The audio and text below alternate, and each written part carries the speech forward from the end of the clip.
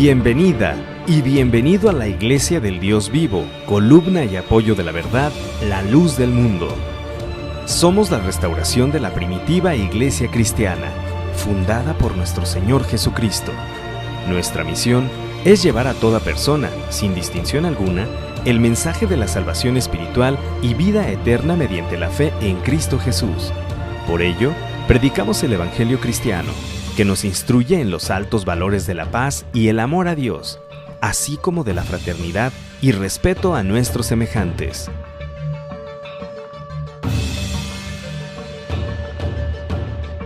La Iglesia La Luz del Mundo fue constituida por el Hijo de Dios y edificada sobre el fundamento de los apóstoles y profetas, siendo la principal piedra del ángulo Jesucristo mismo, quien se entregó para que todo aquel que en Él crea sea salvo y venga al conocimiento de la verdad. En la Iglesia se establecen tres tipos de principios que rigen la vida de los miembros de la comunidad: los religiosos, los morales y los civiles. Estos principios son de carácter orientativo y no contravienen ni violentan los derechos inalienables de todo ser humano. Gracias al trabajo evangelizador de los apóstoles de Jesucristo en esta era de restauración, la Iglesia La Luz del Mundo tiene presencia en 53 naciones, esparcidas en los 5 continentes y con una feligresía superior a los 5 millones de fieles. Solamente para la celebración de la Santa Cena en el mes de agosto, se concentran más de 500,000 delegados en la ciudad de Guadalajara, Jalisco, México. Entre las naciones en las cuales tiene presencia la Iglesia, destaca España, Italia, Alemania, Bélgica, Suecia y Guinea Ecuatorial. Sin distinción de raza, sexo o condición social, la Iglesia La Luz del Mundo te invita a conocernos. Adelante, estás en el lugar correcto.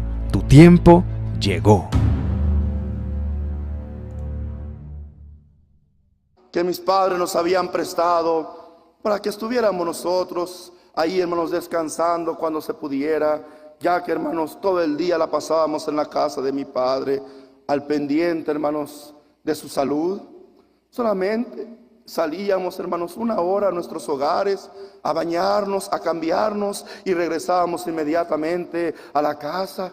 En las noches, en el día, porque, hermanos, estábamos despiertos hasta que nos vencía el sueño, despertábamos y ahí seguíamos al pendiente. Y en aquel cuartito donde había 2 camas, ahí nos turnábamos. Un ratito se acostaban unos, otro rato otros. Todos los nietos en la alfombra de la sala, ahí se tendían, hermanos, y ahí pasaban la noche. Y ahí estábamos nosotros, y ahí estaba su hermano, y buscó ese lugar, entre aquella cama, entre aquel closet, hermanos, que estaba ahí pegado a la cama. Y entonces su hermano dobló sus rodillas, con aquel dolor que sentía. Según mis planes, yo decía, si mi padre llegase a dormir, yo me voy a ir, no de la iglesia, me retiraré del cuerpo ministerial, porque ya no veía yo aquella figura que me iba a cuidar, aquella figura que me iba a proteger. Yo sentía que sin él, hermanos, iban a venir personas que nos iban a destruir y iban a hacer de nosotros, hermanos, lo que bien quisieran. Y en mis planes materiales y humanos, dije, en mis planes materiales y humanos, yo decía, yo me voy a ir lejos, allá voy a buscar una obrita lejos de Guadalajara, donde yo pueda buscar mi salvación, sabiendo, hermanos, que no podemos nosotros dejar la obra del Señor. Caí de rodillas y empecé, hermanos, a llorar, porque sí me sentía solo. Y empecé a expresar aquellas palabras: Señor, me duele mi pecho, me duele mi corazón, me duele mi cuerpo, Señor, me duele todo. No tengo a quién recurrir, no tengo a quién ir. No soy una persona de un carácter sociable para decirle: ven amigo, ven compañero, ven hermano, ayúdame. No, Señor, pero yo sé que yo puedo ir a ti. Consuélame, Señor, dame tranquilidad. Me siento desesperado y me siento en este momento, ¿qué voy a hacer? Cuando en aquel momento yo escuché una hermosa voz: ¿por qué me pides consuelo si tú has de consolar a mi pueblo?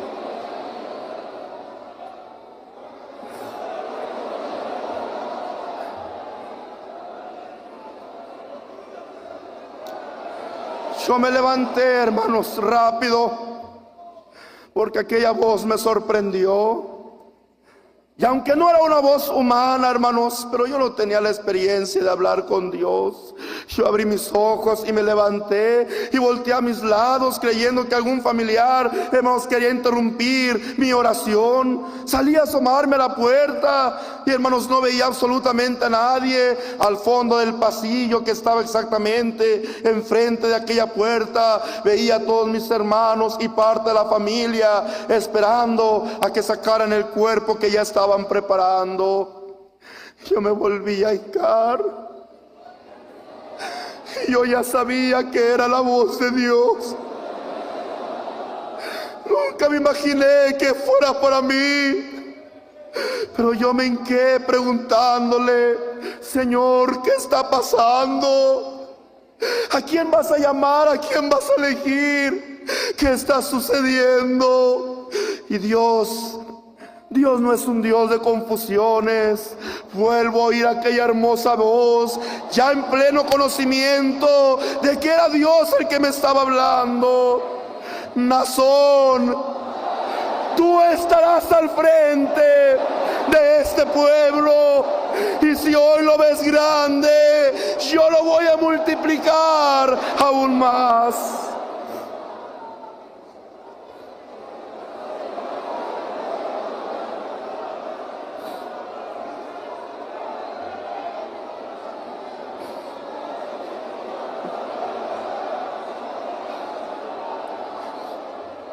Para entonces ya no estaba en aquel pequeño lugar, entre la cama, hermanos, y aquel closet. La grandiosidad de Dios me llevó a su lado. Me permitió llegar con Él a su gloria y a su majestad. Tuve la presencia del Dios único y verdadero. Pude verlo como lo vio Adán. Pude verlo como lo vio Moisés. Pude verlo como lo vio Samuel. Pude verlo como lo vio Pablo. Pude verlo como lo vio Aarón, como lo vio Samuel Joaquín. Pero no fue en esta tierra, no, hermanos. Él mora más allá de los cielos.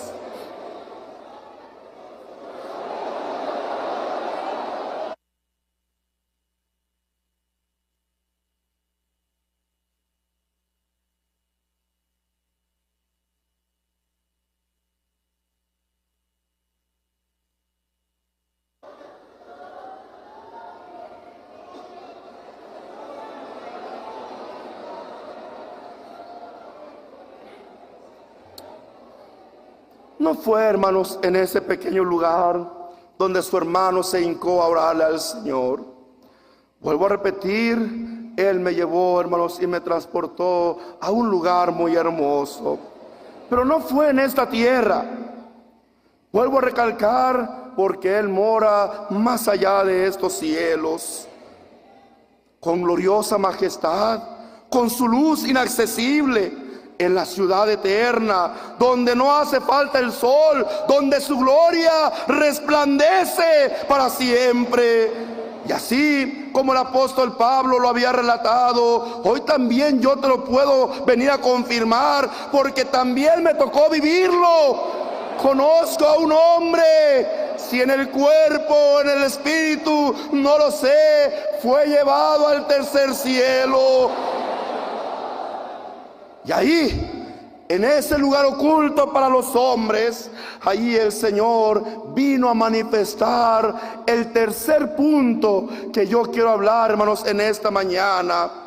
que es este privilegio que Dios le da a sus apóstoles.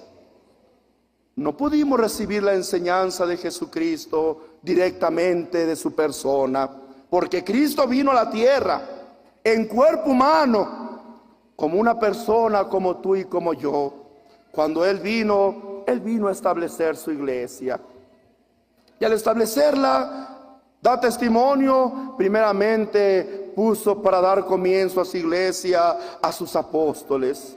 Y estuvo un lapso aproximadamente de 3 años con ellos, instruyéndolos, hermanos, dirigiéndoles, enseñándoles qué y cómo debían de hablar, de comportarse, cómo debían de obrar. Así su hermano, hermanos.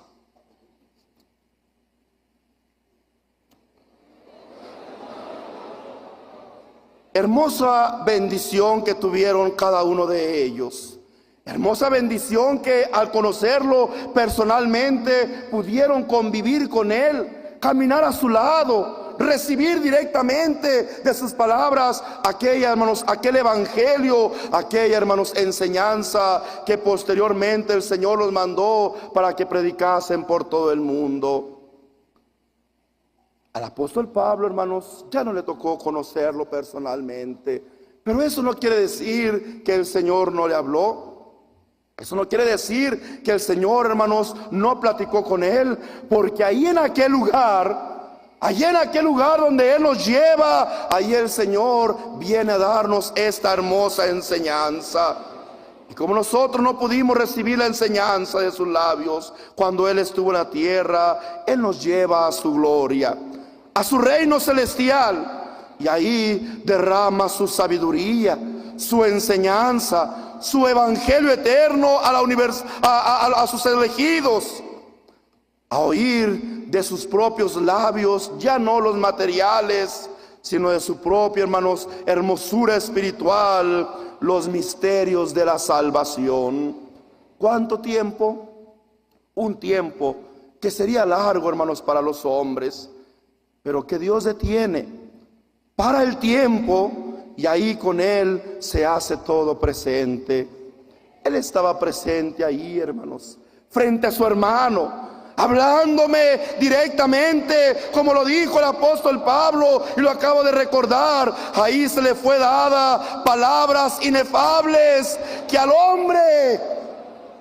Ahí estaba, hermanos, su hermano escuchando aquellas palabras que el hombre no se les podía dar a conocer. Estaba recibiendo la revelación de Dios. ¿Y qué es la revelación de Dios? Descubrir la verdad oculta, descubrir las verdades desconocidas para el hombre, verdades de nuestro Dios. Y así no lo recalca el apóstol Pablo. Los textos que doy, hermanos, no es porque quiero que verifiquen, hermanos, estos textos, mi palabra para vosotros. Yo sé que vosotros ya creéis en su hermano. Los textos solamente son para que vosotros presentéis defensa a aquel a quien os lo demande. Pero yo no necesito para vosotros los textos, porque yo sé y lo siento y lo he vivido, que vosotros me habéis recibido. Vuelvo a recalcar entonces, ¿qué es la revelación? Revelación es descubrir las verdades ocultas de Dios. Es, hermanos, descubrir aquellas verdades desconocidas que el hombre no conocía. Por eso, hermanos, decía el apóstol Pablo a la iglesia de Corinto en el capítulo 2, versículo 9, antes bien, como está escrito, cosas que ojo no vio, ni oído yo, ni han subido en corazón de hombre, son las que Dios ha preparado para los que le aman. Pero Dios nos la reveló a nosotros por el Espíritu, porque el Espíritu todo lo escudriña, aún lo profundo de Dios. Por eso hoy, hermanos, es importante que yo venga y vuelva a recordarte esta palabra a ti y al mundo entero. Esta verdad no es mía. Esta verdad es de Dios. Yo soy su cuidador. Yo soy su defensor, yo soy su depositario. La verdad es de Dios y proviene del Padre Celestial. Se revela la verdad de Dios, las cosas ocultas de Dios, las cosas que para la totalidad de la gente son difíciles de entender. Se revelan las cosas donde no llega la imaginación, donde no llega el estudio o la interpretación del hombre. Esta verdad me ha sido revelada por Dios de manera suave y discreta, pero con la fuerza y estruendo de toda su grandeza. Esa es la verdad que difundo, que predico, para sacar a los hombres de la falsedad y la mentira, del engaño de las doctrinas de los hombres, pero también de la doctrina de los demonios, que son más peligrosas y dañinas para el hombre. Corrompe con más potencia e impide la reconciliación con Dios y con el Hijo de Dios. Pero también Dios me ha dado la inspiración. ¿Y qué es la inspiración? La inspiración es la comunicación de Dios, influencia de Dios, apropiación de un cuerpo para hablar a los hombres. El apóstol Pedro en su segunda carta universal, capítulo 1, versículo 21, nos menciona: porque nunca la profecía fue traída por voluntad humana, sino que los santos hombres de Dios hablaron siendo inspirados por el Espíritu Santo. ¿Cómo he sentido la inspiración de Dios? La inspiración de Dios viene a mí cuando Dios toma mi ser. Cuando Dios me toma como su vaso y Él es el que empieza a hablar por mí. Usa mis labios, usa mi voz, pero no son mis palabras. Es la palabra de Dios la que sale de mi boca y a la vez está instruyendo a su pueblo. Cuando llego al ministerio, como lo dije, hermanos, hace un momento, después de ver y sentir el recibimiento que ustedes me dan, cuando sé que lo hacen porque saben quién va conmigo y quién vive en mí, cuando llego al ministerio espiritual que Dios me ha dado, entonces su hermano Nazón siente una presencia bendita, llena de paz, llena de amor, llena de santidad, una luz que inunda todo mi ser. Entonces sé que es Dios el que está en mí. Y hablo lo que Él me transmite, lo que Él me da que hable, lo que Él me inspira que yo hable a la iglesia. Por eso no es de voluntad humana. La palabra que yo les hablo no es mía. Los mensajes que yo les doy no son míos. Es de Dios que me dice qué debo de hablar, cómo debo de decirlo, dónde debo de hacerlo. El apóstol Pedro volví a recordar en la primera carta universal que él mandaba a la iglesia, capítulo 1, versículo 10. Los profetas que profetizaron de la gracia destinada a vosotros, inquirieron y diligentemente indagaron acerca de esta salvación, escudriñando qué persona y qué tiempo indicaba el Espíritu de Cristo que estaba en ellos, el cual anunciaba de antemano los sufrimientos de Cristo y las glorias que vendrían tras ellos. A estos se les reveló que no para sí mismos, sino para nosotros administraban las cosas que ahora os son anunciadas por los que os han predicado el Evangelio por el Espíritu Santo enviado del cielo, cosas en las cuales anhelan mirar los ángeles. Aquellos profetas profetizaron de lo que vendría, de lo que sucedería en un futuro. Ellos dieron a conocer cómo sería. Lo hicieron estando tomados sus cuerpos por el Espíritu de Dios. Dios en espíritu hablaba por medio de ellos. Y al terminar su predicación, ellos mismos no sabían lo que habían hablado. No entendían a qué se refería toda aquella palabra que había salido de su boca. Y tuvieron que preguntar: Y tuvieron que indagar y tuvieron que investigar para tratar de encontrar las respuestas a lo que ellos mismos, usados por el Espíritu de Dios, manifestaban, hermanos, al pueblo. Así es como Dios realiza la inspiración.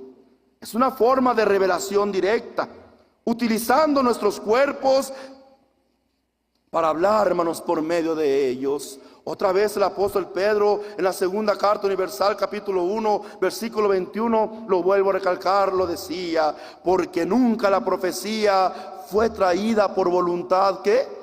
Por voluntad humana, sino que los santos hombres de Dios hablaron siendo inspirados por el Espíritu Santo.